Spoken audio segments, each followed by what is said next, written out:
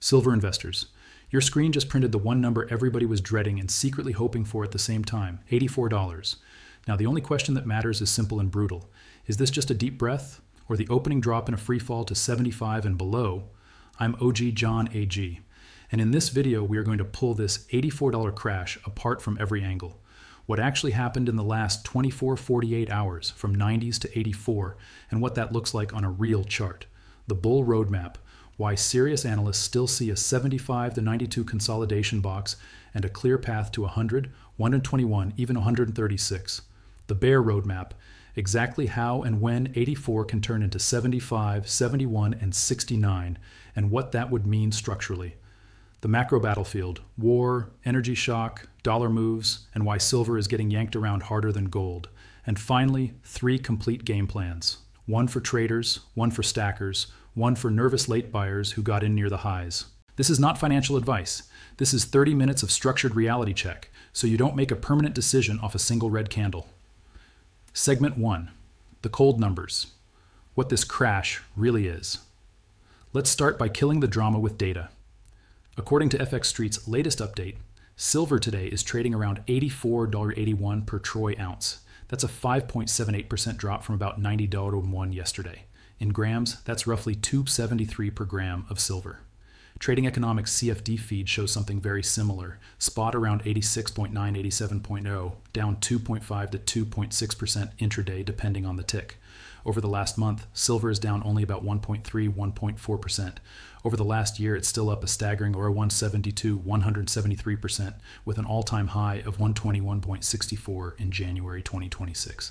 So zoom out. Yes, silver just had a hard down day. 5 to 6% is real pain for anybody overlevered. No, this is not yet a 2013 style multi-month bear market.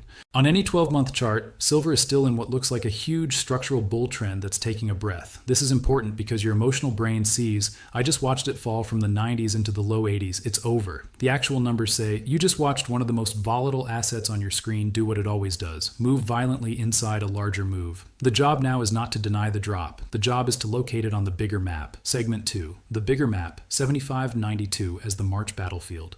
Now we pull up the professional roadmap for March. A widely cited Binance Silver Outlook, published February 20th, lays out a clean 3-tier structure for this exact period. Base case, consolidation box, 75 to 92. The most likely directional prediction for March, silver prices consolidating in the range of $75 to $92 as the market builds a price base that gives managed money confidence to re-enter. Bullish breakout, 91, 100, then 121, 136. Momentum past US 91 was $92, validates a full breakout, and opens the opportunity to US $100, an important psychological level likely to be reached by mid-March. If the breakout is supported by rising open interest indicating new institutional buying, then retests of $121 all-time highs and a US $136 Fibonacci extension are realistic targets. Bearish break, 75, 71, 69. From the bottom side, US $75 is the critical threshold. If the daily price closes below $75, the cup structure breaks, and the price opens the potential for a retest to US $71. If it loses a $71, the cup pattern becomes immediately invalid, and the price is vulnerable towards the 100-day moving average at US $69. So when we say silver crashed to $84, this framework says 84 is inside the expected 75.92 consolidation box. It is nowhere near the point, yet, where the structure actually breaks. The real structural danger zone starts below 75, not at 84. Write this in your notes. 84 harks middle of the box. 75 harks on the edge of the cliff. That's the lens we'll use for the rest of the episode. Segment 3, how we got here. From euphoria to 84. Now that we know where 84 sits, let's rewind the tape a bit. Over the last few months, silver exploded from the 70s into triple digits, hitting an all-time high around $121.64 in January. Year-on-year performance is still around 170% plus, even after today's drop. Several things drove that. Middle East war and energy shock. New conflict in the Middle East, with missile exchanges and threats to critical infrastructure, pushed oil and gas prices higher. Historically, big energy shocks have led to powerful gold and silver moves as markets price in stagflation. Strong safe haven demand investors piled into precious metals as uncertainty hedges. Silver, being thinner and more leveraged than gold, moved harder both up and down. COMEX and physical stress. Rising attention on COMEX open interest versus registered stocks, as well as premiums in Shanghai and other physical markets, convinced many that paper price was too low relative to real-world demand. As we came into late February, sentiment got one-sided. Retail and some funds started treating every dip as guaranteed rocket fuel back to 120. And then, as always, the market slapped that confidence. FX Street's note today is clear. Silver is down 5.78% on the day to 84.81 $. The move is driven by a combination of a firmer US dollar, shifts in rate cut expectations, a temporary swing back into risk on in some other assets. The world didn't suddenly decide silver was worthless. Traders simply decided, we've gone too far too fast. Let's take profit, de-risk, and make weak hands prove they belong. 84 is the result of that test. Segment 4, the bull case from 84. Why this might be the dip. Let's build the bullish case honestly using the same sources. 4.1, the consolidation box is doing its job. From the Binance roadmap, 75 to 92 is the most likely range where silver is expected to build a base. The idea is, after a huge move up, price needs to go sideways volatile to shake out weak hands and let smart money reload. At 84, we are inside that box. This is exactly where consolidation and base building are supposed to happen. 4.284 close is actually a confirmation level. There's a key technical phrase in that outlook. A daily close above US $84 will confirm the cup and handle neckline, meaning if silver can end the day above 84, not spike below it intraday and then close much lower, the larger bullish pattern is still intact. 84 goes from scary crash number to confirmation line for the structure. Today's drama is a test of that line. 4.3, the upside ladder is still alive. As long as we're above 75, the upside ladder remains. Step 1, reclaim 91, 92. Momentum passed, use 91, use 92, validates a full breakout. Step 2, tag $100, first psychological level. Step 3, challenge $121, prior all-time high. Step 4, extend to 136, Fibonacci extension target in a persistent bull move. And other technical analysis lines up with that. Volatility breakout and harmonic work from late February flagged 90 nons or 104 as a key resistance band, with higher legs toward $115 and $122, and even 141 plus if the mania phase really kicks in. From that perspective, an 84 print inside the 75.92 box is not the end of the journey. It's a deep inhale before the market decides whether it wants to exhale toward 75 or scream toward 100. Segment 5, the bear case. What a real free fall to 75 and lower would require. Now we Steelman the bearish case. The same Binance forecast is explicit. $75 is the critical threshold. If we get a daily close below 75, the cup pattern breaks. At that point, 84 wasn't a dip, it was the start of a larger correction. From there, price opens the potential for a retest to use $71. Lose 71, and the price is vulnerable towards the 100-day moving average at use $69. FX Leader's February analysis independently pointed to a similar lower band. They flagged $75 as key support, asking will XAG USD hold the $75 support or slide further. Their next support sat in the 71.68 zone, so the bear path is not 84, 83, crash over. It's 84, 80s chop, 75 daily close, 71, 69 risk. What would likely accompany that path? A stronger US dollar surge, a more severe risk-off event, equities down hard, broader commodities under pressure, possibly some loosening in physical premiums as speculative demand steps back temporarily. Today, we are at the start line of that potential, 84 in the box, not beyond the point of no return.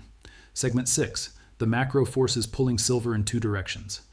To understand why silver feels confused here, you have to look at the macro tug of war. 6.1, war and energy still argue for higher metals. Recent headlines make this clear. Middle East conflict escalations have pushed oil and European gas higher. Analysts warn of renewed stagflation risk, slower growth plus higher inflation.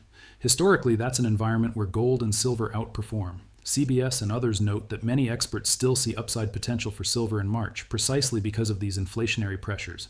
$6.2 in rates create headwinds. At the same time, FX Street points out that silver's drop today is driven partly by US dollar strength and shifting expectations about Fed rate cuts.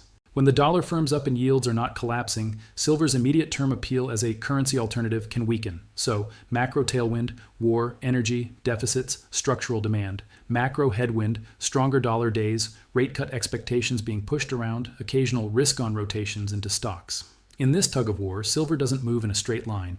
It surges when the war inflation narrative dominates, and it snaps back hard when dollar rates dominate the day. 84 is what happens when the headwind wins for one session. Segment 7. Understanding silver's personality. Why 5 to 7% days are normal crazy.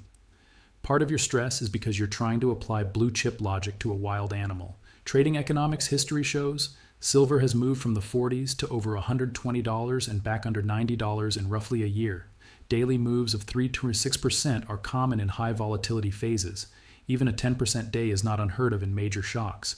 In contrast, a 5 to 6% drop in a mega cap stock or a currency pair would be front page news. In silver, it's loud, but it's not unprecedented. FX Street is basically treating today's move as a big but not historic volatility spike. What that means for you: if your position sizing and psychology can't handle a 5 to 7% day without panic, you are trading the wrong size or the wrong asset. This is not a criticism. It's a reminder that silver is, by nature, a leveraged sentiment instrument on top of macro. The crash from 90 to 84 is silver doing exactly what silver does in a war plus deficit plus COMEX stress environment. Up too far, down too hard. Repeat. Segment 8. Local flavor. What this 84 means for Pakistan and other real-world buyers. Let's briefly talk real-world, not just charts. In Pakistan, recent reports show per tola and per tenji silver prices updating daily with dollar moves. A dip in international price from 90s to mid-80s often translates, with some lag and currency noise, into slightly lower local prices, but dealers can adjust premiums. PKR weakness can offset some of the global dip. This matters because, for local stackers, an 84 global price might not feel like a full discount if the rupee weakens at the same time. The decision point is, do you add here if per tola comes slightly off the highs, or do you wait, gambling on a move to global 75 while FX risk stays against you? Internationally, physical premiums in places like Shanghai and some Asian markets have recently been significantly above Western spot, reflecting strong local demand. If that continues while spot dips, it tells you the screen price is being driven down by leveraged paper flows. The bar price is not falling nearly as much. 84 in that context is not just a number, it's a potential arbitrage opportunity for those who can move between paper and physical. Segment 9. 3 full game plans: traders, stackers, late buyers. Now let's get practical. 9.1. Game plan for traders. Your world is levels and risk, not feelings. Key levels from the professional roadmap: $92, top of the consolidation band; 91, 92, breakout validation zone; $84, neckline confirmation level; $75, critical floor, break, beginner structure failure; $71, next downside magnet; $69, 100-day MA, deep flush target. What you can do: define your bias by the box. Above 84 with signs of reclaiming 87.90. Short-term long trades okay, targeting 91-100 with tight risk. Lose 84 convincingly and grind towards 77-76. Be cautious. The market is testing the lower half of the box. Daily close below 75. Accept that the bull pattern is broken and treat bounces as potential short entries towards 71.69. Size so that a 5 to 7% day does not blow you up. If 84, 75 in a week would liquidate you, your size is wrong for this environment. 9.2 Game plan for stackers, Josh, long-term investors. You're not here to trade every swing. You're here to accumulate metal over years. Use these zones: 80-85, today's region, inside the most likely 75 to 92 consolidation zone. Reasonable place to add gradually, not all in, especially if you believe in higher long-term prices. 75 to 71. This is the region multiple analysts point to as the true value add zone if the structure breaks near term. If we get a panic there with ugly headlines, that's historically where disciplined stackers quietly buy what panicked traders are throwing away, 69 and below. Not guaranteed, but if it ever comes in a war plus deficit plus inflation world, that's max fear, max opportunity according to the same models. Your main risk is not what if it drops from 84 to 80. Your main risk is having no cash left if it actually gifts you 75 or 71. 9.3 Game plan for nervous late buyers. If you bought between 95 and 110, and now you're watching 84, first acknowledge, silver can and does move like this. Your mistake, if any, was position size plus emotional expectations, not that the asset is broken. Second, decide now, not in a panic later, what you'll do if we hit 75, we hit 71, we hit 100 again. You have 3 options. Resize now. Cut your exposure to a level where you can calmly sit through a move to 71 without emotionally imploding. Hedge use smaller paper shorts or options, if available to you, to hedge some of the downside while keeping core physical. Commit to a plan.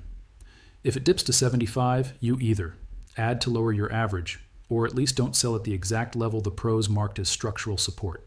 The worst move is to panic sell at 84, watch it base in the 75.92 box, then chase it again at 100.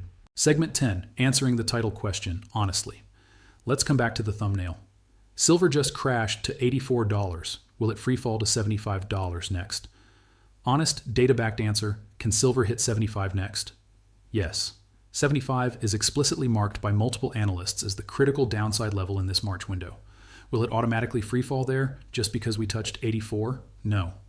84 today is still inside the expected consolidation band, and on a daily close above it, actually confirms the larger bullish pattern. What would make 75 more likely? A daily close under 80 followed by sustained selling pressure, a strong move in the dollar, risk off in global markets, or some catalysts that hit metals broadly, technical breaks of interim supports on the way down.